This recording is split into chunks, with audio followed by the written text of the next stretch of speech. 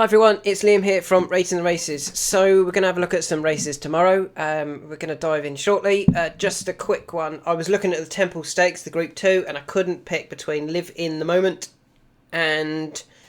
or is it Live in the Dream? I can't even remember which one it is. And the Asura was the other horse that I quite liked in the race, but I've left that race alone because I couldn't split them. So, starting off looking at the 205 at Goodwood, my selection in this race is going to be Regal Jubilee. Now, I really like Regal Jubilee. I think this is back down to a level that she should be very, very competitive in. She won a listed race last year as a 2-year-old, winning over a mile on heavy going. I think that instantly demonstrated that the horse will get further as a 3-year-old. She returned this season actually dropping in trips. She went back over 7 before then running in the Guineas. And I kind of feel that because they won at Newmarket, they thought, let's try the Guineas this year. Whereas if they had been beaten at Newmarket, I don't think we would have seen her at Newbury and then Newmarket in the Guineas. You know, the fact that she started her career over a mile to then be running as a 3-year-old still over a mile. Yeah, I think she was always going to be found out for a bit of speed there, to be honest. And a mile and 2, a mile and 4, a mile and 6 probably in time for her. But a mile and 2, up to a mile and 2, down in class significantly. She's down from a Group 1 down to a listed. And she didn't run well in the... No, sorry, she didn't run badly in the Group 3 that she returned in. She was only beaten a neck over 7 furlongs. So she does have some speed. But I think over a more suitable trip, down in class, yeah, I think Regal Jubilee is going to take all of the beating here, to be honest. And let's have a look what current price we can get about her. It's at Goodwood. It's the 205. Just loading the race up. Here we go. We can get 4-1 about Regal Jubilee. I think she's the one to beat in the race, not necessarily not Francophone. We move on to the 230 at the Curragh, and this is a Group 2. Over 6 furlongs, and I think there's some horses in this race that I don't really think are group horses, or they might be listed horses, but they're not group horses. There's some in here that I think are good enough to win Group 2s and Group 1s, and there's some that I think are just, they're going to be found out at this level. So the horse that I really like in this race, we actually backed him before at the Curragh, and he got beat, and that is Art Power. When he got beat, that was his first run in 3, I think, at the Curragh. Let me just double check. He's won. So he won at the Curragh in September 2021. Then won again on the 27th of May. So this race last year. And then got beat last time in a Group 1, beaten by Moss Tucker. It's got beat by Moss Tucker, Get Ahead, Equality, Ladies Church and Highfield Princess. Now, first of all, the fact that Highfield Princess finished so far back demonstrated that the best horses didn't necessarily go to get to the 4. I think even if you look at the odds that day, the winner was 16s, 22-1, 20-1, 33-1. Highfield Princess at evens was 5th. Art Power was 6th at 7-2. Bradsell 7th at 4-1. I think they kind of... those down the near side just were in the wrong place. You wanted to be in the middle... or up the centre, and down the near side actually didn't work. So I'm kind of forgiving Art Power for that run. If we take Art Power's run in this race last year, he was a very comfortable 4 and a bit length winner, 4 3/4 length winner in a 6 furlong Group 2 sprint. I mean, he should be, but I honestly think he'll do something similar again. Beat Moss Tucker that day. Moss Tucker reopposes. Moss Tucker obviously won at the Curragh in that race that I mentioned a minute ago, but I just feel that Art Power was in the wrong place. That's his only concern again, in my opinion. This time he is drawn 12, which isn't ideal, but if I kind of feel that they might as well just burst out, go forward and try and hang on. I mean, Art Power for me is a very, very good Group 2, potentially Group 1 horse, whereas a lot of these I feel are just a bit vulnerable to that sort of level. In actual fact, I think Art Power might have won here 3 times. He's won here 3 times. I only mentioned twice. He's actually won here 3 times. So all he needs to do is go forward and maybe come off the rail. He doesn't need to be right on that near side rail. If he goes more into the centre of the track, I think he takes all the beating here, to be honest. And you can currently get him at, let's have a look, Curragh 230. So we're loading these up as we go along to show you what prices they genuinely are, rather than what they were 5 hours ago, which some tipsters and pundits do. They give you odds that are no longer available. Obviously, if you watch this video in 5 hours' time, these odds might not be available, but when I release this video, probably around 2 o'clock, these odds should still be available.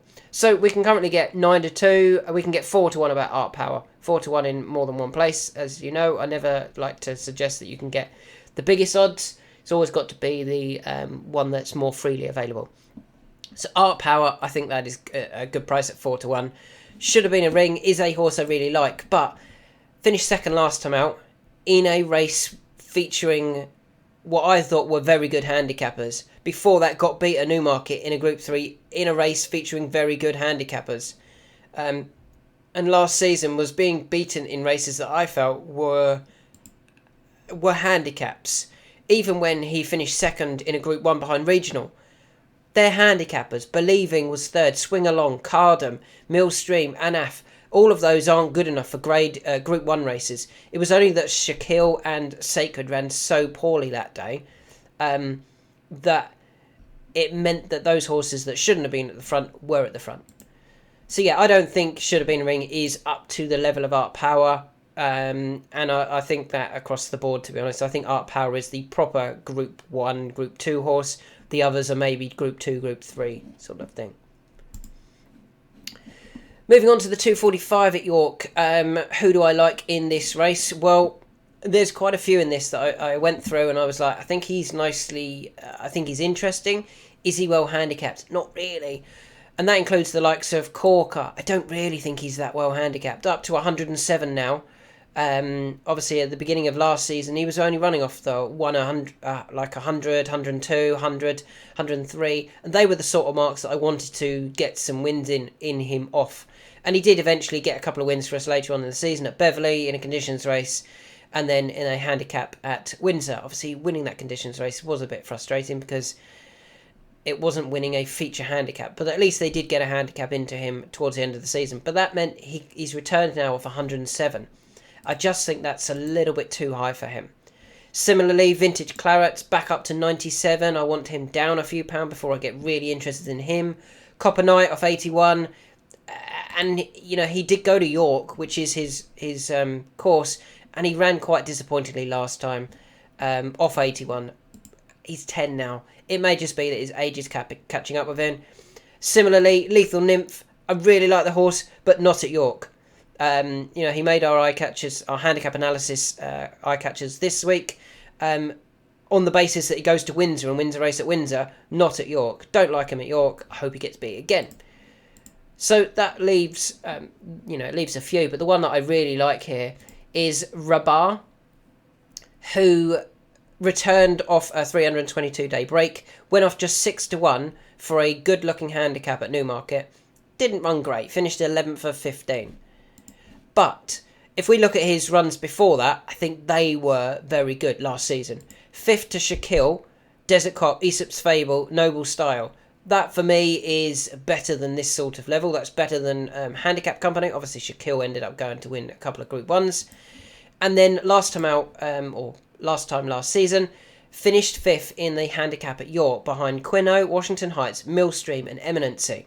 Now, again, Rabar didn't go off a massive price that day, only went off 9-1, so had a chance. And the horses that beat him are all horses that have got on apart from Eminency. So Quino has gone on again, was rated 85 that day, is now rated 102. Washington Heights was rated 90, and Washington Heights is now rated 113. Millstream was rated 98, and is now rated 114. Rabar was rated 97, and is now rated 95. So if he reopposed, especially against those front three, he'd be significantly better off at the weights. And I think he ran perfectly satisfactory that day, finishing 5th. That a reproduction of that effort, I think he takes all the beating. And the fact that he is now fit after having that run at Newmarket last time out, yeah, I think he's going to run a huge race here. And that is Rabar, who 245 at York. Let's find the odds. At 245, Rabar is currently the 4-1 favourite. I think he's the right favourite. I think he's the one that isn't too high in the handicap. I think he is well handicapped. I think some of the others are too high and need to come down before I would be getting interested in them. Off to Chester we go next for the 255, a 2-mile handicap. And the horse that I've got to select here is last time out's selection, Dreams a Dozen. So we liked Dreams a Dozen in the Chester Plate. Finished 7th, didn't run bad. Was far too keen under Franny Norton, and it ended up, fading late on. But that was over a bit further, and it was a Chester Plate, a Class 2 race. This is down to a Class 5, back to the sort of level that he could be winning off. It's at Chester, which we know he likes, hence we picked him at Chester. He's been to Chester twice before his run recently. He went in a Fillies handicap. She went in a Fillies handicap, off 73, and she won very easily. That was a Class 4. Okay, she's now running off 77, but that's only £4 higher. And actually, this is an easier class of race. This is down from a 4 to a 5. She also got beat by Urban Outlook in a Class 4, off 71. Again, okay, she's running off 77, but that was a Class 4. This is a Class 5. She clearly likes Chester. I think she's going to bounce back here and run a really big race in a much easier race. This is, maybe her level. Maybe she is only Class 5 and Class 4 level. The plate was maybe just a bit too hard for her. But back over this level, back over this trip, I think she will take all of the beating. I don't know whether we've got any prices yet. Let's have a look. But we can currently see that the forecast is going to be 9-2. Now, that would be absolutely fine, considering, she only went off, what did she go off? 15-2? 9-1. She went off 9-1 last time for the Chester Plate. We can actually see that VBet have gone 6s. If we can get 6s and 5s across this line, that would be very, very nice. Moving on to the 3 o'clock at Haydock. Who do I like here? I seem to have missed a race. I seem to have missed the... No, I haven't. I've just got it in the wrong order. The 3 o'clock at Haydock. Who do I like here? Well, sometimes the obvious horse is the right horse. And I think in this case, the obvious horse is the right horse. And that is English Oak. He's come out and he's finished second on his last 2 runs. Second at Ascot behind Rohan, an Ascot specialist, in a feature handicap. And then second last time out to Noble Dynasty. Well, Noble Dynasty and beating Dark 30, that's good form. That's better form than what he's now running in. This looks a significantly easier race for me than those types of those last 2 races. There's no reason to take English Oak on, in my opinion. And the current price, that's what caught my eye here. I thought, okay, it's an obvious one. It's going to be a short price. It's going to be 5-4. It's going to be 2-1. Wow, I was really surprised at 2s. I thought 5-4, maybe even money. Maybe even money. All of the others have either done their winning, aren't well handicapped, aren't particularly progressive. I think English Oak is completely the opposite of those. I think he is progressive. I think he is well handicapped, and he's clearly in form with a recent second. So yeah, English Oak at 2s. I think you can't ignore that one, to be honest. Back off to Goodwood. There's a horse that I want to have a go on in this race. The 3 turn. Let's have a look to see if we've got any prices. Whilst that loads. The horse I like here, VBet think they're being clever. They've priced up. No, they haven't. They've gone 7-2 the whole lot. Who do I like here? Well, I think we might get a bit of a price about this one because it's not been in particularly good form recently. And that horse will be, in the new colours, Adjuvant. Adjuvant. Disappointed last time, disappointed the time before over hurdles. There's been a couple of runs over hurdles. But I'd probably say his real disappointing runs. See, even then, I'm looking back through his form on my other screen, and He was 13th of 22 in an Ebor. It was an Ebor. He was 10th of 14 in an Old Borough Cup. It was an Old Borough Cup. And even then, he only went off 10s and 15 to 2. It's not like he was ridiculously... he was 28, 33, 40 to 1 sort of thing, and they felt he had no chance. But it's his run before that really caught my eye and is the big standout bit of form. He was second to Sweet William. Now, Sweet William was rated 95. Actually won yesterday, winning a Group 3, that horse. When rated 108, I think it will go up another few pounds. Might be rated 111. So we'll say it's 110. That would mean that Sweet William is up £15 from when it beat Adjuvant at Goodwood over 1 mile and 6. This is 1 mile and 6. This is at Goodwood. Adjuvant is down £2. I mean, a reproduction of that effort when behind Sweet William, then I think Adjuvant is going to run a huge race here. And yeah, the forecast price, because of its poor runs recently, the forecast that I can see is 9 to 1. I'd be very happy with that, to be honest. He's come out, he's had a run this season. Yes, it was disappointing at Newmarket over 1 mile and 6, but hopefully that's just straightened him out for this run. And if he's fully fit now and able to run his best, I think if he can bounce back at a track that he ran so well at last season, then yeah, that's where I hope he can go very close. Looking back through his form even further, I can see he's got an 8th of 13 at Goodwood over 1 mile and 4. But he wasn't actually beaten that far.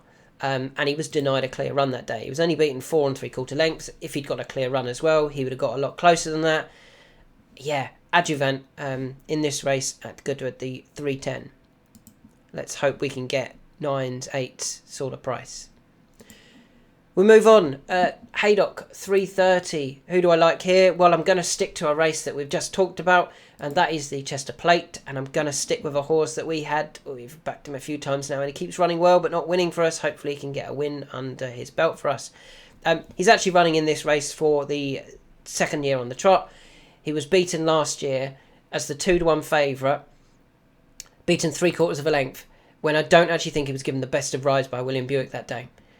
Richard Kingscote takes over, and that, if you haven't worked it out, is Law of the Sea. Now, remember, he went off 2 to 1 last season. Let's just find the odds for it.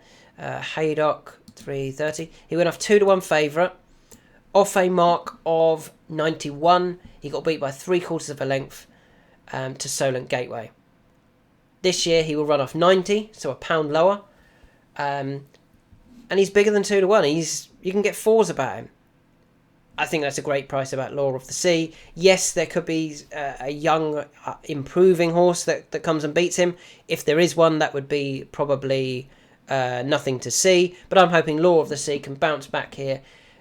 If Law of the Sea had been given a better ride at Chester, I think he would have won that. He didn't need to go so early. Jim Crowley got him going way too early. Ended up kicking for home, looking like he was going to win it comfortably, and getting run down by the 2 Tony Martin horses. Just hold on to him a little bit longer, and I think he'll go very close here. 2 to go. Quite a few this week. And we go to the evening meeting at Windsor for the next 2. And the first one that I'm going to talk about is in the 5 furlong sprint, and that is Novello. Really like Novello. I am just worried about one thing. Are they trying to get him handicapped to return to Epsom for the Aston Martin Dash? The reason I say that is he won the Aston Martin Dash last year. He won it off a mark of 88.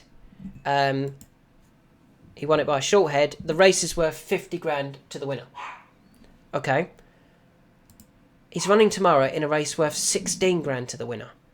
Having been very unlucky last time out at Newmarket. If he'd got a clear run, he would have won. And he's running off 88. So, last season, a few times over the jumps, I said this horse will not win tomorrow because they've got another race that they should be aiming at. Like Phlegmatic, for example. Shouldn't have been winning a nothing race that was worth little prize money at Kempton, over 3 mile, and because there was the 3 mile lucrative version a month later. Phlegmatic went and won, went up £3, finished 3rd in the lucrative one a few weeks later. If he'd been £3 lower, I think he would have won it. So I don't always think trainers or owners really think about that when they enter their horses. So I'm not going to say Novello won't win. I'm going to say I'm going to back Novello. If he doesn't win, we'll back him again in the Epsom Dash. If he does win, then at least we've got the win into him now. If you watch his race last time out, he should have won that anyway, so there's no reason to think he won't go very, very close here. Currently, as you can imagine, being Windsor and being an evening fixture, they don't have any odds. Let's just load up those next two races that we're going to look at. There are no current odds, but they've forecast... Oh, they do have odds. VBet are putting up. They're going 5-1 about Novello. That would be lovely. Yes, please, Novello 5-1. Please, others go 5-1. I'd be very keen on that, to be honest. And moving on to the final race, the 7:45 at Windsor. Now, I don't want this to be our get-out race because this could go brilliant or this could completely bomb this horse tomorrow. I like one in this race, and I think it's going to be a massive price. Actual fact, to see if VBet have priced up. They have. And it is the outsider of the field, Warning Sign. 33-1 VBet are going. If you don't want to back this one, and you've already had enough, then don't. But 2 years ago, I really liked this horse. Or, sorry, at the beginning of the last season, I really liked this horse. I felt there was a lot more to come. And he ran an eye-catching race at Doncaster in the Spring Mile. That came off a mark of 83 with Anna taking £7 off. I thought he was really eye-catching. I don't think he was put in the race at all. Now, on that basis, I think I backed him at Newmarket and he disappointed. I was then waiting for softer ground. It eventually came towards the end of the season, in July, when David Dunstan was riding in amateur jockeys races. And he ran pretty well. He finished second, third and second. But never actually got a win to his name. But they were coming off marks of 75, 76 and 75. He's returned this season and he's disappointed on the all-weather off marks of 76 and 75 with Tom Queally on. Now, they're coming back to the turf. They've got a bit of soft in the ground. It's good to soft at the moment. And he's going to run off 73. And Anna takes her £7 off. Considering how eye-catching this horse was off 83 with Anna taking 7 off, if they really go for it tomorrow, off a £10 lower mark than when I think it's almost the last time I had its proper conditions, I think it would go really close. Even if we take his run when he was second at Newbury over a mile and 2, the same trip he runs over, I think the trip will really help as well. When he was ridden by David Dunstan. So David was not able to claim that day. None of the jockeys, or some of the jockeys were able to claim, the amateur jockeys. He wasn't because he's too experienced as an amateur. So he was running off 75. I mean, even if David had been able to claim 3, I think he would have gone really, really close. Or he would have won because he only got beat by a head that day. The trip is right. The ground is right. He is well handicapped. I just want Anna to really try. If they do really try, I don't think he'll come last, and I think he'll go a lot closer than that.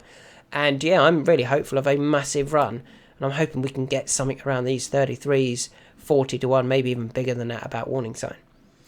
So they are my selections tomorrow. We'll start off, we'll go back through them. Regal Jubilee, dropping in class.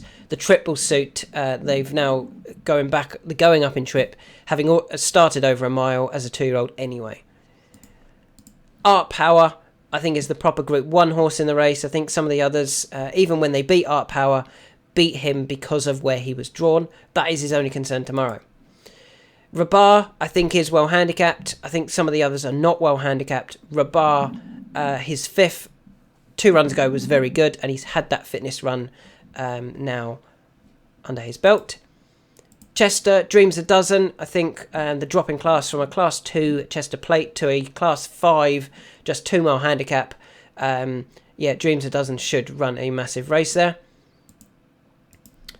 English Oak is the progressive and is the well handicapped horse in this race. It's the obvious one, but 2-1 looked bigger than it should be. Adjuvant back at Goodwood. His second at Goodwood behind Sweet William reads really strongly. Law of the Sea at Haydock. Hopefully get a better ride than he did in the plate. And at Windsor, we like Novello. If he doesn't win here, back him again in the Epsom Dash, the Aston Martin Dash. And finally, warning sign at a massive price. I think it's going to be a massive price on the basis that the trip, the ground, and the really low handicap mark, if he bounces back to some of his best form, I think he runs a really big race.